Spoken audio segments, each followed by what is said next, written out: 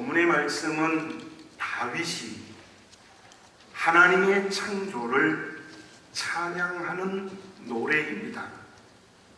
그래서 오늘 본문의 말씀 1절에 보면은 여호와 우리 주여, 주의 이름이 온 땅에 어찌 그리 아름다운지요, 주의 영광이 하늘을 덮었나이다. 그렇게 하나님의 창조를 가슴 가득히 찬양하는 모습이 본문 말씀에 나타납니다.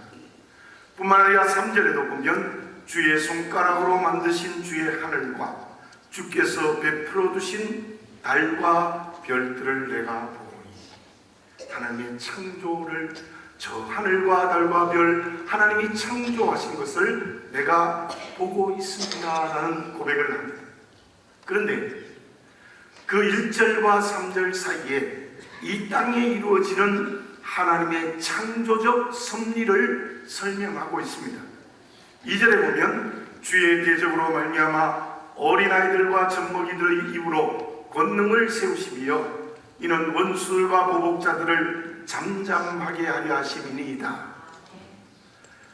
주의 대적, 원수들, 보복자들, 다시 말씀드리면 하나님을 대적하는 교만한 자들을 어린아이들과 젖먹이들의 입을 통하여서 그들을 심판하겠다고 말씀하십니다. 젖먹이들과 어린아이들과 같은 사람들에게 능력 주셔서 승리하게 한다는 말씀이 창조의 노래 사이인 2절에 기록이 되어져 있습니다. 그렇다고 한다면 과연 본문의 말씀에 나타난 젖먹이들, 어린아이들은 누구일까요? 하나님을 대적하는 교만한 사람들은 누구일까요? 오늘 이 말씀의 외형을 보면은 하나님이 주시는 힘으로 승리하는 사람들이 젖먹이와 어린아이들이라 그렇게 설명할 수 있습니다. 또한 대적자들은 자기의 힘에 의지하는 교만한 자들이라 그렇게도 설명할 수 있습니다.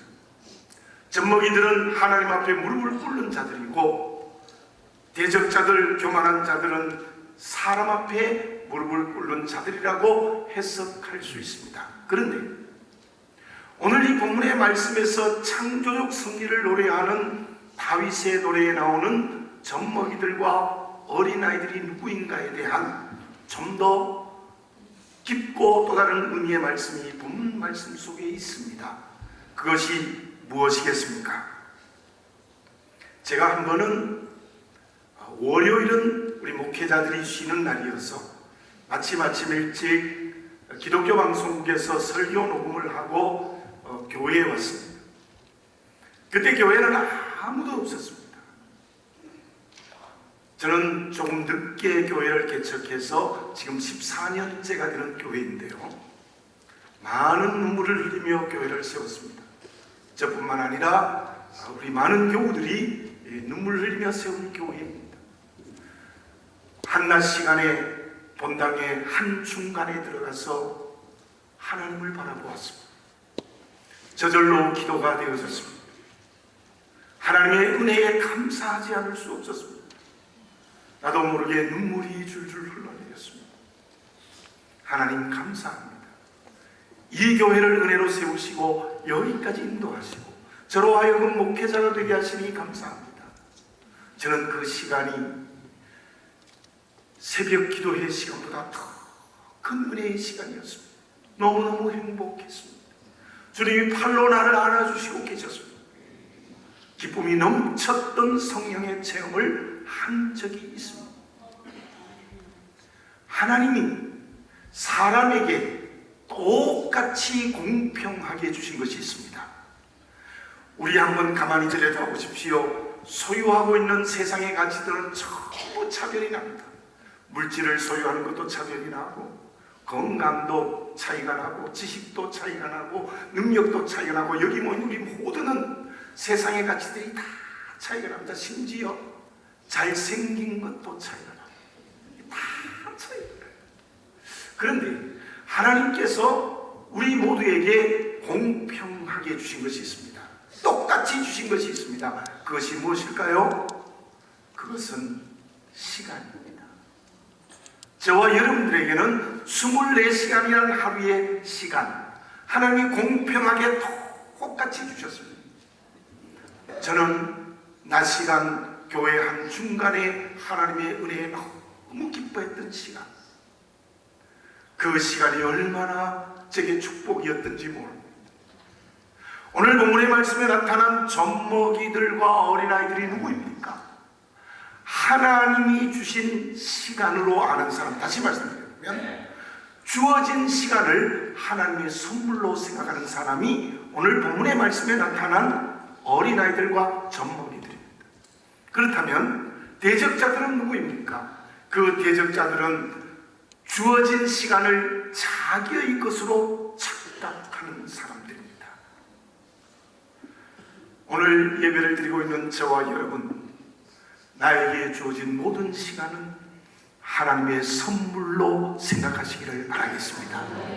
내게 주어진 모든 시간은 하나님의 은혜로 공평하게 주셨다는 믿음을 가지시는 저와 여러분들이 되어져야 될 것입니다. 그 시간을 내 것이라고 생각하는 사람, 그 시간을 내 마음대로 사용하는 사람, 그 사람은 본문의 대적자입니다. 시간을 하나님의 선물로 생각하는 사람은 언제나 죄악의 길을 걸어가지 않고 말씀대로 걸어가게 되어져 있습니다. 그러나 그 시간을 자기의 것으로 착각하는 사람은 죄악의 길을 걸어갈 수밖에 없습니다. 본문의 말씀을 노래한 다윗을 보십시오. 다윗은 하나님의 마음에 합한 사람, 하나님의 마음의 뜻에 합당한 사람이라는 기록이 있지 않습니까? 바울의 설교에. 그런데 왜 바울이 하나님의 마음에 합하고 하나님의 마음에 맞는 사람이었습니까? 이 다윗은 오늘 노래대로 시간을 하나님의 선물로 생각하는 젖먹이였기 때문입니다. 그래서 배신자도 용서하고 저주하는 시므이도 용서하고 심지어 자기를 죽이려고 했던 사울을 죽이지 않습니다. 정말 끝까지 하나님의 말씀에 어린아이같이 순종합니다. 왜 그렇습니까? 시간을 하나님이 주신 선물로 생각했기 때문입니다. 그런데 한번 결정적인 실수를 합니다. 암몬과의 전투에서 승리를 하고 승리의 노래를 부를 때였습니다. 그러나 너무 승리에 도취되어서 지붕 위를 거닐다가 죄악의 길을 걸어갑니다. 그때 다윗에게 그 시간은 하나님의 선물이 아니라 자기 만세를 부르는 자기 시간이었습니다. 그로 인하여 그는 간음의 죄를 짓고, 그로 말미암아 그 남편을 저 격전지에 보내서 죽이는 살인하는 죄까지도 짓게 되는 겁니다. 그것이 어디에서 결정되느냐? 시간을 하나님의 선물로 생각하느냐, 시간을 내 것으로 생각하느냐에 따라서 의로운 길과 죄악의 길이 결정된다는 것을 우리는 본문에서 명백하게 볼 수 있습니다. 여러분들 개인이나 가정이나 교회나 직장이나 사업이나 모든 삶의 터에서 주어진 시간을 하나님의 선물로 생각하시기를 바라겠습니다. 그 사람이 성령 충만한 사람이에요. 그 사람이 정말 성령의 능력으로 사는 사람이라는 것을 다시 한번 생각하십시오. 그 사람이 건강한 그리스도인이 될 수 있습니다. 그러면 내게 주어진 모든 시간을 하나님의 선물로 생각하신다면, 또 그러한 젖먹이들과 같은 사람들은 그 시간을 어떻게 사용하는 사람입니까? 그 시간을 어떻게 사용하는 사람이 시간을 하나님이 주신 선물이라고 생각하고 사는 건강한 그리스도인이 되는 것입니까? 실제로 있었던 이야기입니다. 이런 이야기가 있습니다. 고등학교 2학년 학생이에요. 수학여행을 가야 되는데 돈이 없어서 수학여행을 못 가게 되었어요. 어머니가 말합니다. 도저히 너를 수학여행에 보낼 돈이 없다. 이번에 수학여행 못 갈 거다. 이 학생이 고민이 되어졌습니다. 친구들과 함께 수학여행 가야 되는데 내가 왜 못 가냐? 어떻게 해야 되느냐? 어떻게 하면 갈 수 있을까? 고민을 하다가 이런 방법을 생각해냈습니다. 교회 새벽 기도회를 가서 하나님께 매달려보자. 그렇게 결정하고, 우리나라에는 새벽 기도회가 5시에 시작합니다. 5시에 교회를 나갔어요. 고등학교 2학년 학생이. 그리고는 목사님의 설교가 끝나자마자 큰 소리로 기도했어요. 하나님, 수학여행 보내 주시옵소서. 교회가 떠나가도록 기도하는 거예요. 그것도 한 번 하는 게 아니라 계속 하는 거예요. 계속. 주변의 사람들이 너무 시끄러우니까 기도를 할 수 없는 거예요. 주시옵소서, 안 가면 안 됩니다 라고 기도하니까요, 야단 난 거죠. 하루는 지나갔어요. 그달 두 번째 날로서 또 그렇게 기도하는 거예요. 그래서 옆에 있던 집사님이 불렀어요. 밖에 나가자. 너 기도하는 건 좋은데 좀 조용히 기도할 수 없느냐? 안 됩니다. 저는 꼭 수학여행 가야 되기 때문에 하나님이 보내주신 걸 믿고 기도하는 겁니다. 아주 당당하게 얘기하는 거예요. 그랬더니 그 집사님이 이렇게 했습니다. 내가 수학여행 보낼 돈 줄 테니까 이제 제발 내일부터는 기도 좀 살살 했으면 좋겠다. 진짜로 돈을 받았습니다. 받고 기쁘게 돌아와서 수학여행을 갔다는 겁니다. 여러분들, 이 이야기에서 무엇을 볼 수 있습니까? 두 가지 의미가 있습니다. 하나는 문제를 해결하기 위하여 하나님께 기도했다는 겁니다. 또 하나는 그냥 기도하는 것이 아니라 정말 내 이 기도를 이루어내야 되겠다는 뜨거운 열정이 있었습니다. 여러분, 우리가 믿음 생활하는 데 있어서 특별히 교회 공동체에서 중요한 두 가지 요소가 필요합니다. 하나는 주의 고난에 동참하는 겁니다. 또 하나는 열정이 있어야 됩니다. 저도 그렇게 변해가고 있습니다만은 지금 한국 교회는 열정을 잃어버렸어요. 정말 제가 청년 때 교회의 열정도 이제는 없어져 버렸어요. 안타까운 심정입니다. 정말 제가 회개하고 눈물 흘려야 될 부분입니다. 여러분들, 이 귀한 교회가 건강하고 살아 움직이는 교회가 되기 위해서는 주의 고난에 동참하고 주의 일에 뜨거운 열정이 살아있어야 됩니다. 바른 열정이 있어야 됩니다. 그럴 때에 개인도 교회도 건강하게 되어질 것입니다. 해도 되고 안 해도 된다는 게 아닙니다. 물에 물 탔듯 술에 술 타듯 라오디게아 교인과 같이 되면 안 된다는 겁니다. 이 학생처럼 정말 열정이 있을 때 제대로 된 그리스도인이 되는 거예요. 저는 성경 말씀에 많은 사람들이 있지만 제가 개인적으로 볼 때도 다윗만큼 뜨거운 열정이 있는 사람이 없어요. 이 찬송시를 그냥 읽지만 이 찬송은 다윗의 뜨거운 열정이 넘쳐나고 있어요. 누가 전복이 드립니까?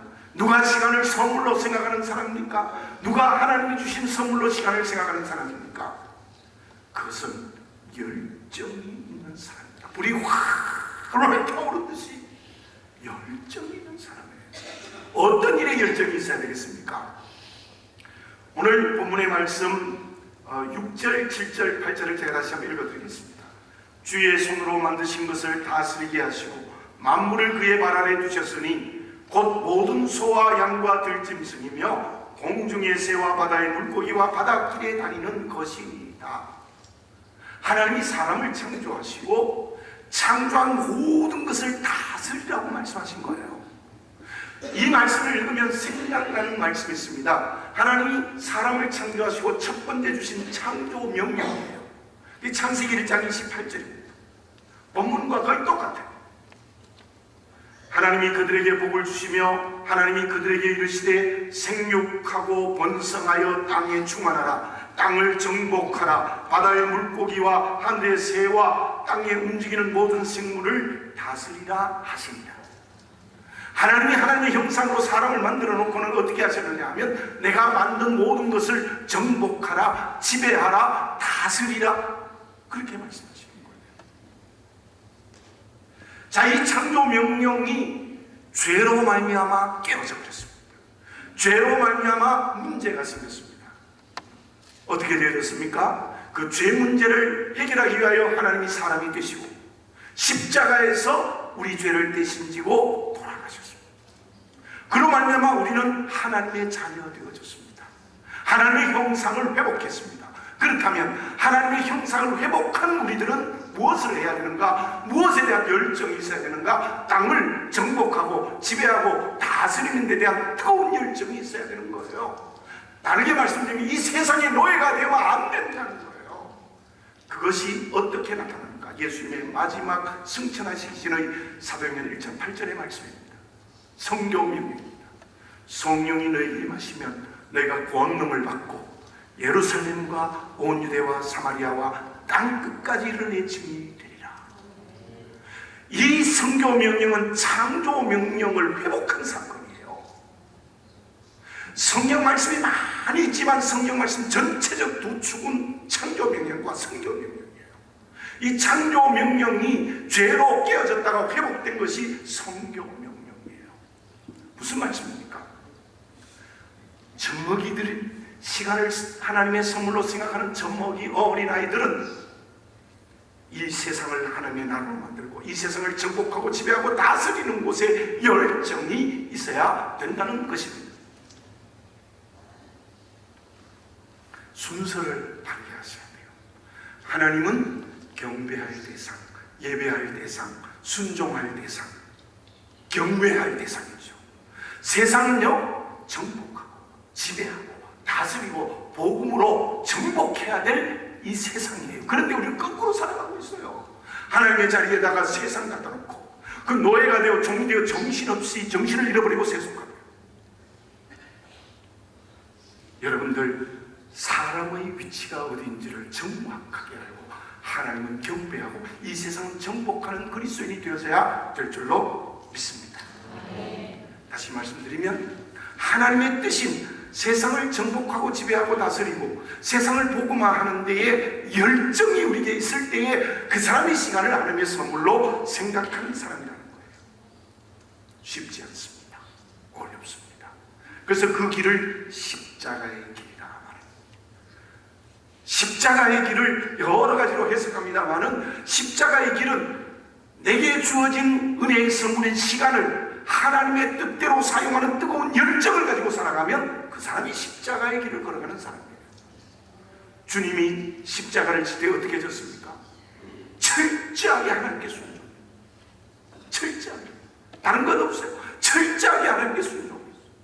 시간을 하나님 주신 선물로 생각하고 그 시간 속에 십자가를 지심으로 우리를 구원하시지 않았습니까? 고난이 있다 할지라도 눈물이 있다 할지라도 아픔이 있다 할지라도 어떤 일이 있더라도 내게 주어진 모든 것을 통하여서 건강과 진리와 물질 모든 세상의 가치를 통해서 이 세상을 하나님 나라로 변화시키는 뜨거운 열정을 가진 그리스도인이 되어져야 될 것입니다. 그 사람이 시간을 하나님의 선물로 받아들이는 어린아이 젖먹이들입니다. 이 성경 말씀 속에 그 두 종류의 사람이 쫙 나타나요. 특히 저는 개인적으로 다니엘을 좋아합니다.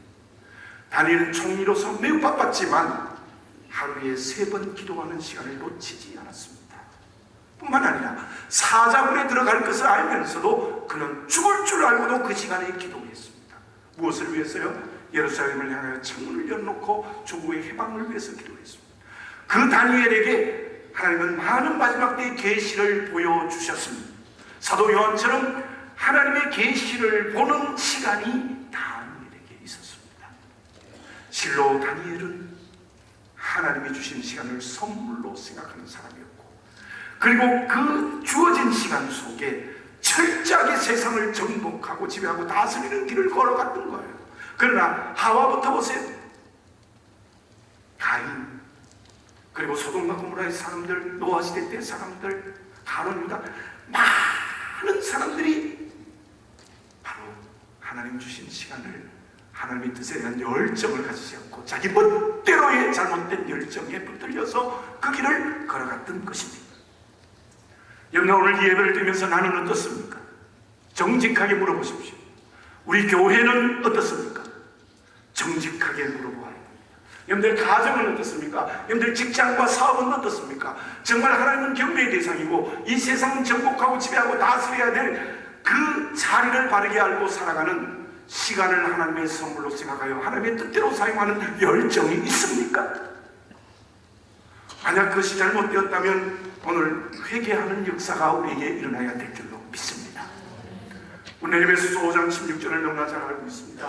세월을 아끼라 때가 박합니다. 세월을 아끼라는 때가 큽니다. 그게 세월을 아끼라는 말씀, 아끼라는 것은 시간을 구속하라, 시간을 구원하라는 뜻이에요. 우리에게 있는 오늘이나 지금 현재의 시간은 언제나 종말론적입니다. 두 번 오지 않습니다.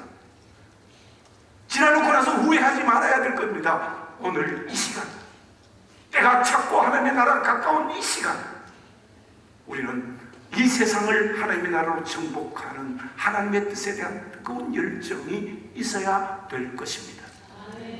박용이라는 영화를 아시죠? 오래된 영화인데요. 그 고도의 섬의 감옥에 갇혀서 막 벌레를 잡아먹으면서 박용이 비참한 상황이 있을 때에 그는 하나님께 이런 질문을 해요. 하나님, 내가 무슨 죄를 지었습니까? 무슨 잘못을 했습니까? 왜 나는 이렇게 감옥에서 고통당해야 됩니까? 그랬더니 하나님이 이렇게 대답했어요. 너는 무슨 죄를 지었기 때문에 여기에 온 것이 아니다. 너의 죄는 시간을 낭비한 죄라고. 그렇게 말했어요. 저는 참 그 부분에서 굉장히 감동을 받았습니다. 시간을 하나님 주신 선물입니다. 종말론적인 논의하는 시간 속에 이 세상을 하나님의 나라로 정복해 나가는 뜨거운 열정을 가진 그리스도인이 되시기를 바라겠습니다. 그 사람이 젖먹이요, 그 사람이 오늘 본문의 말씀에 나타난 어린 아이들입니다.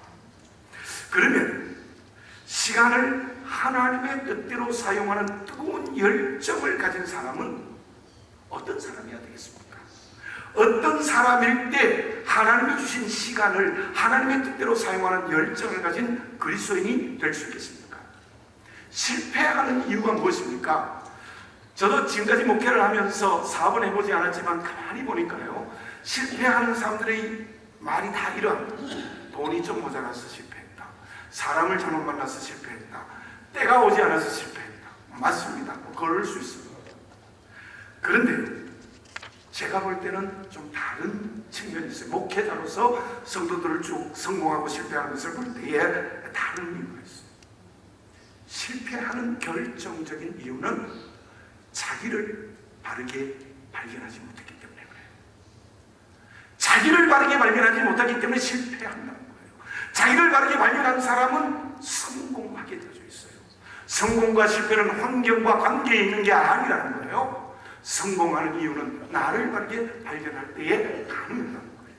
자, 오늘 본문의 말씀에서 하나님의 뜻에 대한 세상을 정복하는 뜨거운 열정을 해나가는 사람은 누구입니까? 그러한 나는 누구입니까? 그러한 나는 어떤 사람으로 내가 스스로 발견해야 되겠습니까?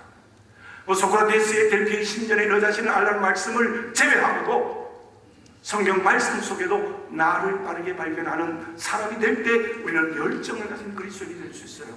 나는 누구입니까? 자, 본문의 말씀을 봉독해 드립니다. 4절을 봉독해 드립니다. 사람이 무엇이기에 주께서 그를 생각하시며 인자가 무엇이기에 주께서 그를 돌보시나이까. 여러분들 5절을 한번 같이 읽어볼까요? 5절 시작. 그를 하나님보다 조금 못하게 하시고 영화와 존귀로 관을 씌우셨나이다. 아멘. 자, 하나님께서 나를 생각해 주신다는 거예요. 내가 누구냐? 하나님이 생각하는 사람. 내가 누구냐? 하나님이 돌보시는 사람. 내가 누구냐? 하나님보다 조금 못하게 하신 존재입니다. 신비합니다. 그리고 하나님께서 영화와 존귀로 관을 씌우셨나이다. 내가 누구입니까? 여러분, 그리스도인들은 우울증에 걸리면 안 됩니다. 자기를 비하하면 안 됩니다. 경쟁, 비교해서 열등감 가지면 안 됩니다. 내가 누구입니까? 하나님보다 조금 못한 존재예요. 기가 막히는 거죠. 내가 누구입니까? 하나님보다 조금 못한 존재예요. 그리고 영화와 존귀로 관을 씌우셨다. 영화와 존귀로 관을 씌우는 것은 왕을 말하는 거예요. 내가 누구입니까? 나는 하나님보다 조금 못한 존재이고 하나님이 이 땅 위에 왕으로 세운 존재예요. 하나님의 형상으로 창조됐다는 것은 하나님이 사람에게 그렇게 특별한 지위를 주신 거예요. 놀랍지 않습니까? 물론 죄인입니다. 죄로 죽었습니다. 그러나 십자가의 은혜로 사단의 노예에서 하나님의 아들, 하나님의 자녀로 거듭나지 않았습니까? 중생하지 않았습니까? 영생의 길을 걸어가는 사람 아닙니까? 그런 내가 누구입니까? 하나님보다 조금 못한 존재고 이 땅을 정복하고 지배하고 다스려야 될 왕으로 세워주셨다는 거예요. 그러한 자기를 발견하는 여러분들이 되시길 바라겠습니다. 그때 우리는 제대로 된 그리스도의 길을 걸어가는 거예요. 하나님은 왕중왕이시고 나는 왕이옵니다. 참으로 놀랍지 않습니까? 세상의 종이 되어 벌벌 떨고 세상이 두려워서 벌벌 떠는 존재가 되면 안 된다는 거예요. 세상은 내 마음이에요. 하나님은 나를 세상의 왕으로 세우셔서 세상을 정복하고 지배하고 다스리는 왕으로 세워주신 거예요. 그것도 하나님보다 조금 못하게 하셨다. 여러분들, 이 세상의 만물이 누가 하나님 닮았습니까? 하나님 닮은 사람은 저와 여러분들밖에 없지 않습니까? 그러한 자리를 바르게 발견하는 우리들이 되어져야 될 줄로 믿습니다. 본문의 노래를 부른 다윗이 처음 기름 부음을 받을 때 어떤 현상이 일어났습니까? 우리나라도 아들이 많으면 그 어르신들은 아실 거예요. 막내는 그 별 볼 일 없어요. 그죠? 인간 막내예요. 막내. 그 별 볼 일 없어요. 그래서 사무엘이 이새의 집에 기름을 부으러 갔는데요, 7 아들이 딱 줄을 섰어요. 근데 하나님 다 아니라는 거예요. 다 아니라는, 잘생겼는데 아니라는 거예요. 그래서 이새에게 다른 아들이 없습니까? 있기는 있는데 올 자격이 없다는 거예요. 막내라서 저 둘에게서 양을 치고 있다는 거예요. 그래서 데려오는 보니까 하나님의 마음이 얼굴이 붉고 지혜가 띄었 그 머리 위에 기름을 부고 되었습니다. 여러분, 우리는 다윗입니다. 다윗입니다. 별 볼일 없는 것 같은 죄인이었던 나를 십자가의 은혜로 구속하시고 기름을 부어서 왕으로 세워주시는 큰 은혜를 베풀어 주신 나입니다. 나는 누구이기에 하나님보다 조금 못하게 하시고 왕으로 세운 기름 부은 그릇이 되어졌다는 거예요. 여러분들, 기도할 때 기름을 부으셔서, 찬양할 때 기름을 부어서 말만 하지 말고 하나님의 기름 부으신 왕으로 이 땅에 세워졌다는 겁니다. 얼마나 놀랍습니까? 예수님이 말씀하셨죠. 한 생명이 천하보다 귀하다. 한 생명이 천하보다 귀하다는 원어적 의미에 크다는 뜻도 있어요. 내가 누구입니까? 온 천하보다 더 커요. 기가 막히는 존재죠. 온 천하보다 더 커요. 그러니까 천하를 줘도 만족할까요? 못할까요? 못해요.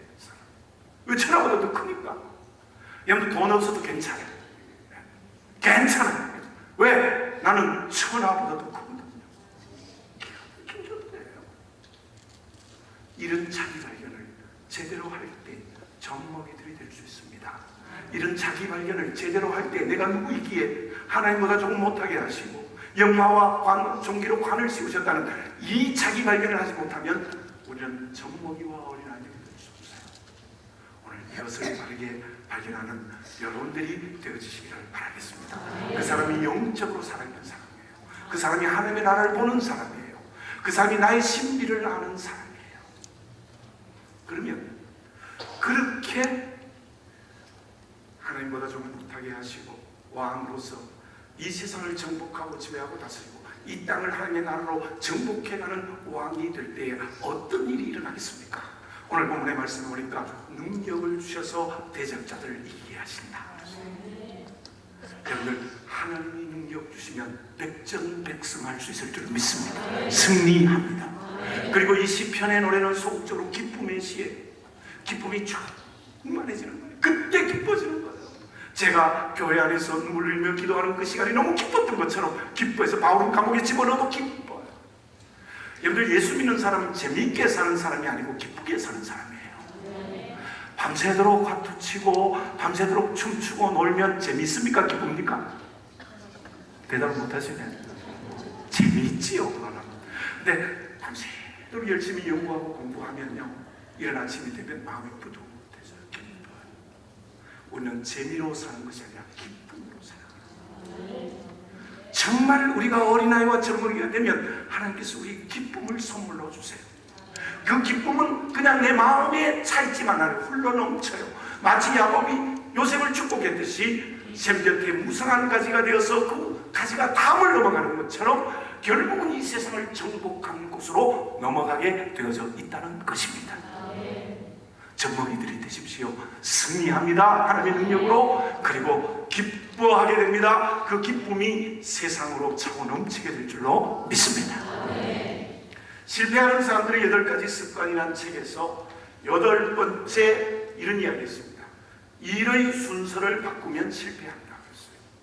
일의 순서를 바꾸면 실패한다. 저는 다른 말로 말씀드리겠습니다.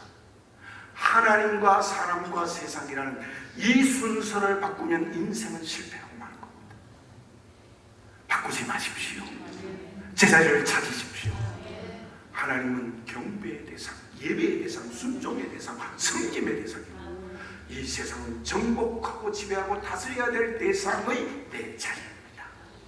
이 순서를 가질 때에 젖먹이가 되게 하시고 능력 주셔서 기쁨과 승리를 주실 줄로 믿습니다. 우리 같이 한번 기도하겠습니다. 여러분들 한번 스스로 가만히 한번 생각해 보시기를 바라겠습니다. 과연 나는 젖먹이와 어린아이들이 되었는가? 순서를 바꾸어버리지 않았는가? 그래서 고통하고 가슴을 치고 울고 있지 않는가? 오늘 하나님의 자녀로서의 자리를 회복하게 해주시옵소서. 우리